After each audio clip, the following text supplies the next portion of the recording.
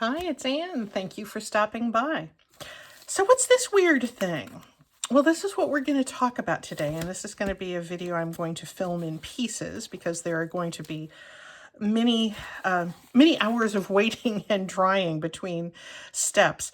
I was going to do it off camera, but I thought, maybe you might get a kick out of seeing how it goes together. And while it is not something that can go into a journal, it could be something that you could have on your craft desk to hold some of your bits and bobs. And it uses materials that we use in our junk journal. So I just thought it would be kind of fun to play with this today and do the next step. Let me take you slightly back in time. My friend Jackie was giving an art class yesterday, and I thought that I signed up right away when I heard about it. I thought it sounded like fun, and it was to make a class for making collaged bowls. You brought your own bowl, and you use that as a mold to make a collage, a paper collaged vessel out of it, kind of like we used to do. Excuse me, kind of like we used to do with paper mache as kids. And I thought that sounded really fun. And I took this plastic bowl that was my grandson's, because I thought that was, it wasn't fine. It wasn't fine china. And also I like the fact that it goes sharply up and down. I didn't want a real gentle slope of a bowl that could tip easily, because, they're not going to be all that sturdy. Truth be told, I kind of wish I had taken something that was ceramic, because the first thing you do is you stretch a piece of saran wrap over the bowl and fold it tightly on the inside. And as we know, plastic wrap, cling wrap, or saran wrap, as we tend to call it here in the U.S., doesn't cling that well to plastic. But nonetheless, this is what I took, and it's fine. So the process steps are you cover with your saran wrap your bowl, get it stuffed on, fold it over into the inside and stuff your excess in there. And then you take a sponge and you take some Mod Podge, and you can use either the matte like I have here, or the shiny luster, glossy. Jackie had both, and I just happened to grab the matte because it was closest at hand, and I did have some here at home to do the next steps. And you just take little pieces of paper. Jackie had many different things to choose from, and it didn't have to be paper. She had scraps of fabric too that you could use for the same process. I just chose Amazon wrapping, or Amazon packing paper, because I love that stuff. And there was some old book pages there, so I danced with the one what brung me. I love the brown paper and the book page, and I wasn't feeling very adventuresome, I guess, in my material choices. I didn't want any real bright colors. Anyway, you just cover it with Mod Podge. I did it in sections, and then just kind of apply your little scraps. And you have to let you do several layers, and I could tell when I got this first layer done, I had missed a few, so I can see the wisdom of having multiple layers to give it a little bit more sturdiness. I started at first with the second layer that I started with in the class. I started kind of carefully arranging my book page pieces. That was silly. I didn't need to do that, because I'm going to be covering the whole thing in layers. Because I had the brown paper down as my first layer, that's the layer when I get in all the layers that I want, and I dry it properly, and I pry the bowl off of I pry the new paper bowl off of this form. That brown paper is going to be facing on the inside. I have a little bit of lace that's in there too. So I'm just going to use book pages and maybe a little bit of brown to do the next layer. But I thought let's go ahead, and I want you to kind of see the process.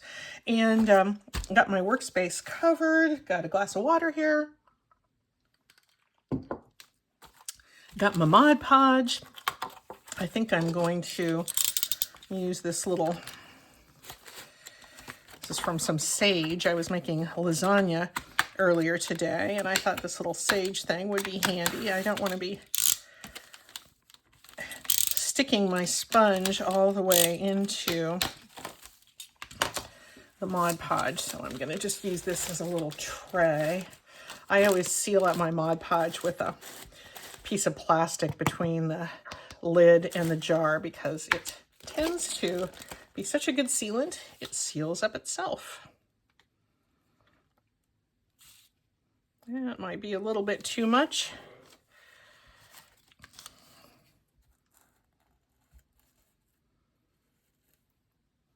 It's hard to judge accurately when you're doing things with Mod Podge.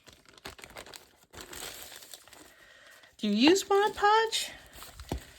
I always keep a jar handy, and I do like it. I like it for journal covers, and it's a sealer and a finish.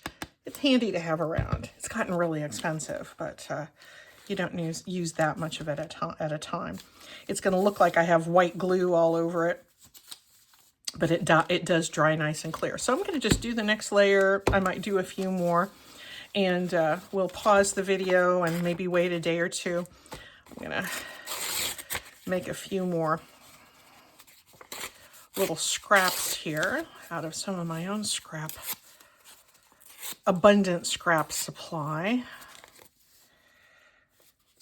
There's a little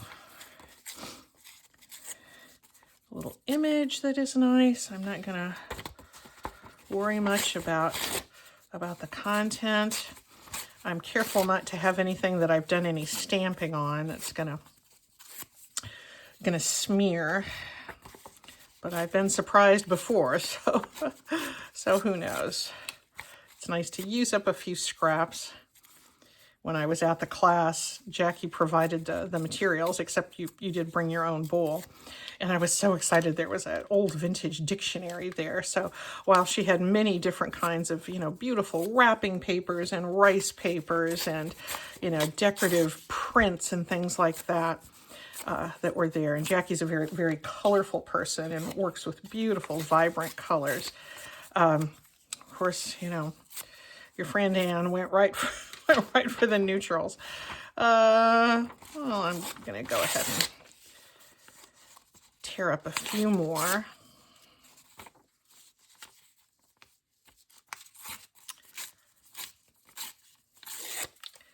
And then we'll get to the Mod Podging.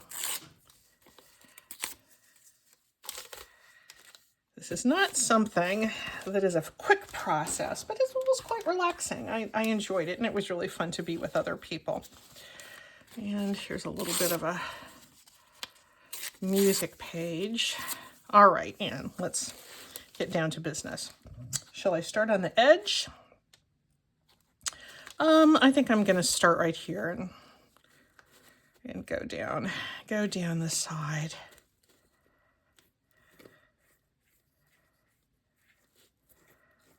So no, this isn't going to be fast. You know what else isn't fast? Making lasagna. That's what I've been doing today. As I film this, and this is probably going to take me several days to film, but as I film it, it is my husband's birthday, and he is the one who generally does all of the cooking in this household. And not all the cooking, but the vast majority of it. I want to give him credit for that. I'm a pretty good baker, and I'm a good brunch maker. I'm good at breakfasty kinds of things, but generally 8 meals out of every 10 are provided by Mr. Dan, who is an excellent cook and an excellent planner. But I didn't want him to cook dinner on his birthday, so he loves this butternut squash sage lasagna that we recently discovered. It's a Martha Stewart recipe. And it is so good.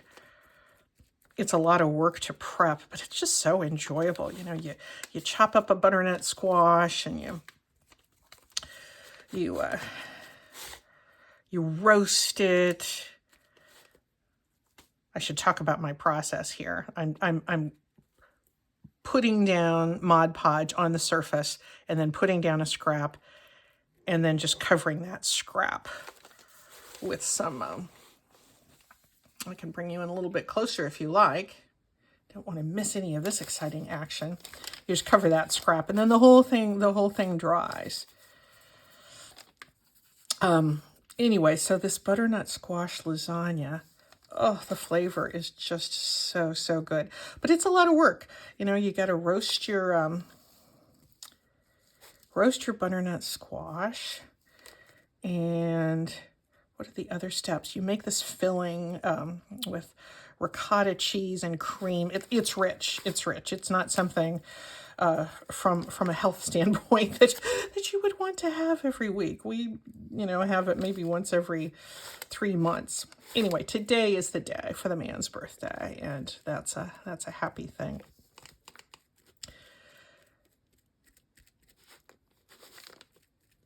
You can find it easily online if you want to Google Martha Stewart's butternut sage or butternut squash and sage lasagna. But if you don't want to go to the problem of Googling or have go to the trouble of Googling, I will provide a link below. It's good. It's just really, really creamy, and the flavor is so good. And the secret to the flavor, I really think, is the sage. You get just a little package of fresh sage, like, literally, that comes in this. And I think it was $3 for the little pack of sage. And you use the whole thing. You just chop it up, and then you saute it in a little bit of butter until it's kind of crispy. And it just gives such a wonderful, wonderful flavor to this lasagna. So we will have that for dinner.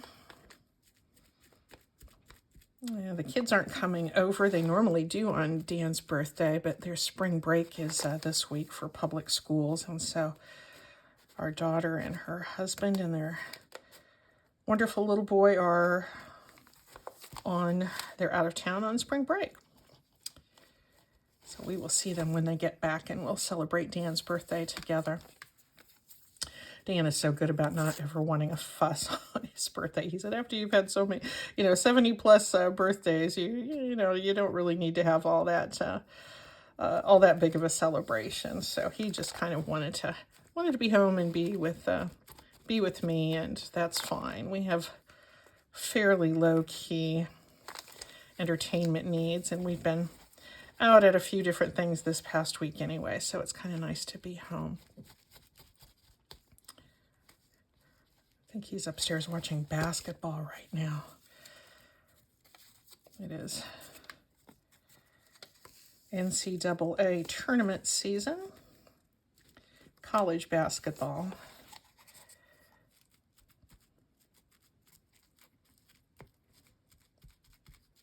So that's always kind of exciting. I'm not much of a sports fan, as you probably know, but the NCAA tournament is always fun. My whole extended family is really into it.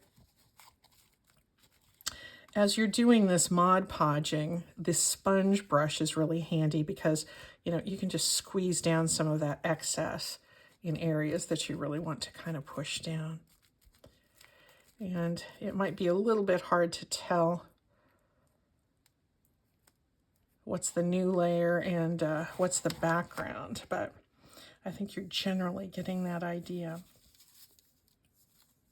I'm going to do a few more here on the bottom, and then I might just continue on my own because I don't want you to have to devote your whole life to watching me dab these little bits on here and talk about lasagna. One thing, if you do make this lasagna, I will tell you, it takes a long time to do with all of the different steps. And but they're so much fun to do, and it's very easy just to make this in the morning and stick it in the refrigerator, and then you assemble the whole thing, and then you just bake it, like an hour or so before you're going to eat. I forget exactly what the recipe says, but it's not the type of thing that you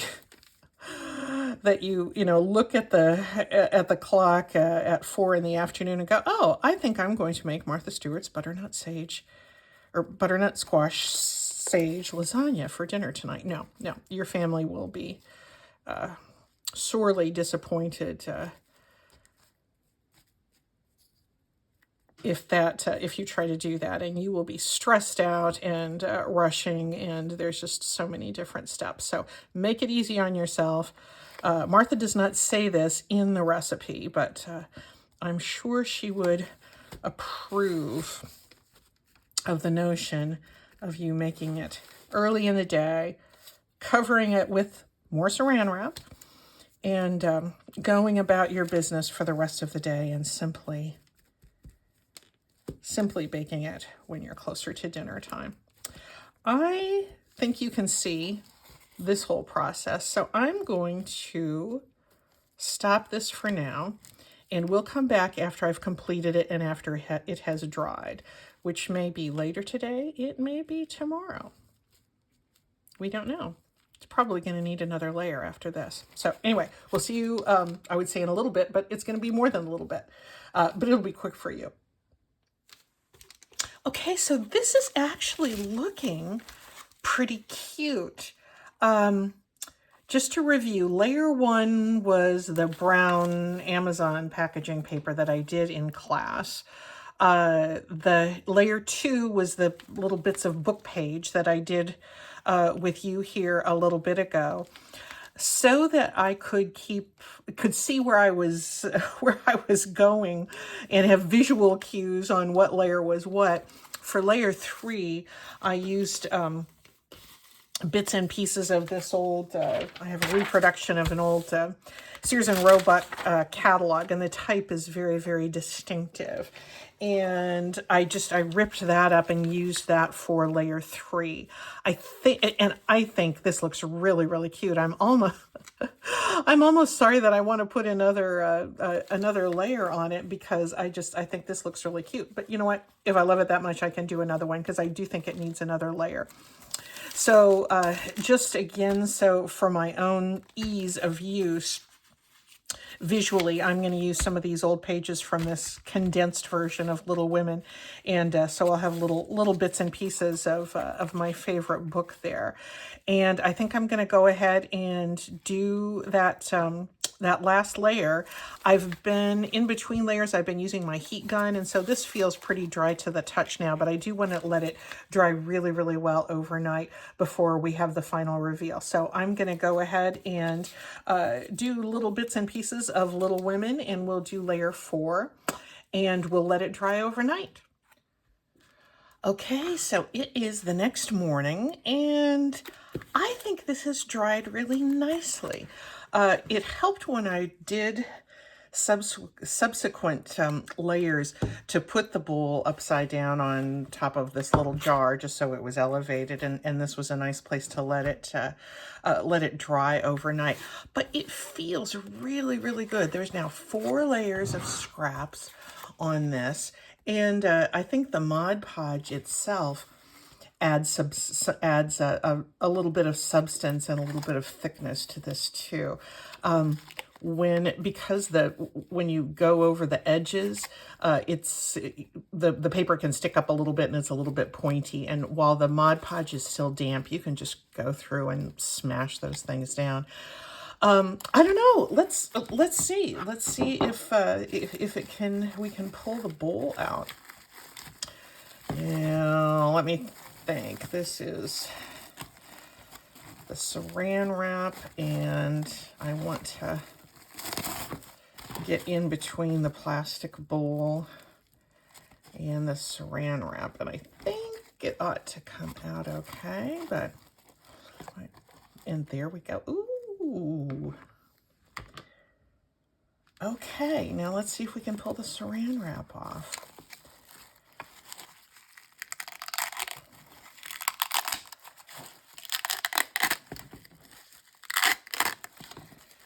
Well, if you're bothered by ripping sounds, I'm going to apologize to you, because there's going to be a little bit of that here.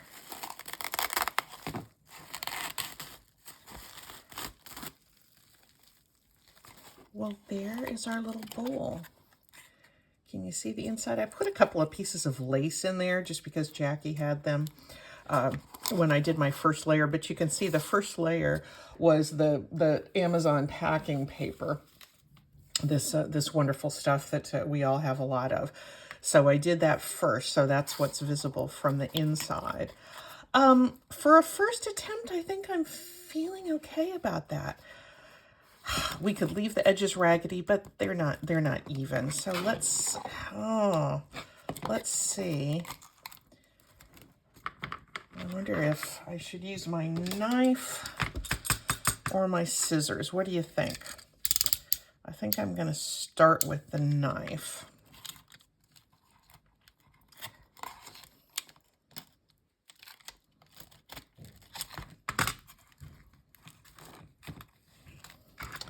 And to be really careful about my fingers here, because this is where it could go pretty wrong, as that jab just showed. If I'd had my finger in the wrong place, that might have been somewhat devastating.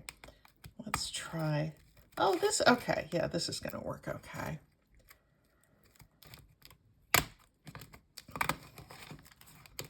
This was fun to do. You know, there was a lot of steps and there was a lot of waiting, but I will admit, when I woke up this morning, well, the very first thing was I got my coffee, and the next thing I did, okay, well, truth be told, then the next thing I did was I did the Wordle for the day, and then the next thing I did was I checked this bowl to see how it had dried overnight.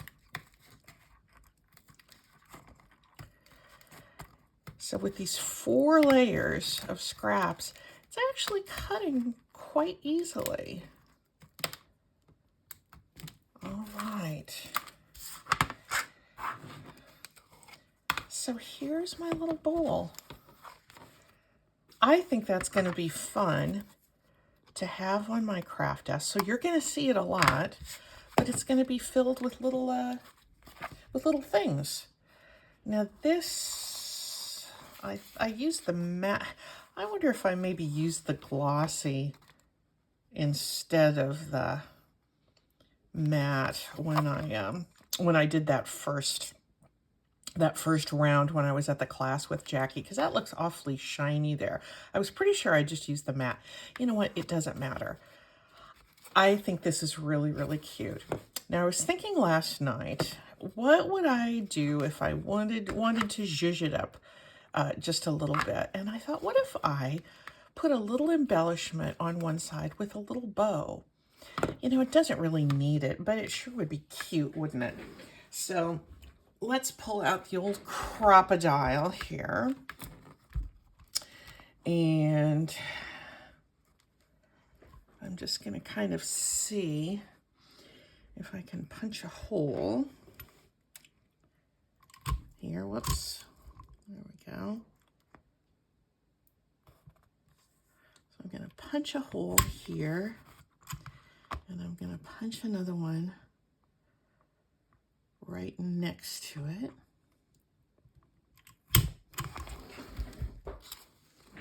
There's those 2 little guys. They're not completely even, but probably not going to matter too much. I'm going to pull out a couple of eyelets. These are all the eyelets I have in the world. Do you think I maybe should think about ordering some more? And no, that'll keep me going for a while. I don't use them that often. All right, now change this, and am I going to be able to do this from the outside? Perhaps I should have thought of that a little bit more. This is going to be way too close for you. Sorry about that extreme close-up. There we go.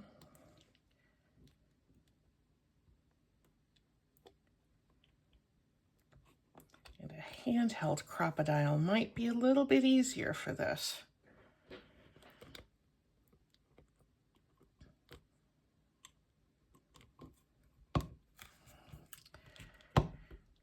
There's one.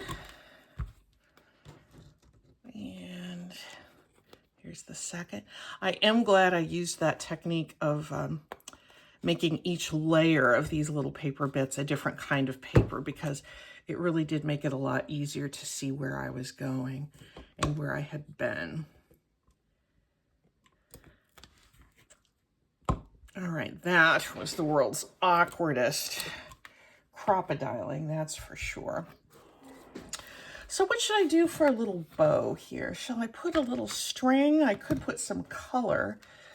But I was thinking about just, I had this little ball of wool in my twine drawer, so I was thinking about just using that. And it's something I can always change out if I wish to do so. For some reason, this wool is 3 strands wound together, so I'm just going to pull it off that way. It seems like it's not very springy. This is more of a fallish kind of thing, but who knows? Maybe you're watching this in the fall. Things on YouTube live forever, don't they?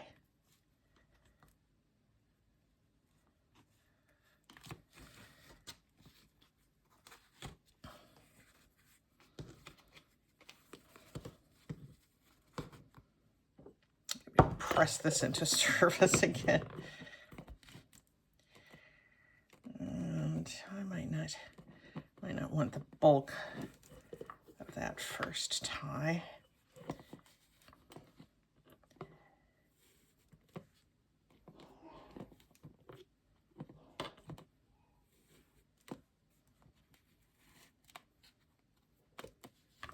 There we go.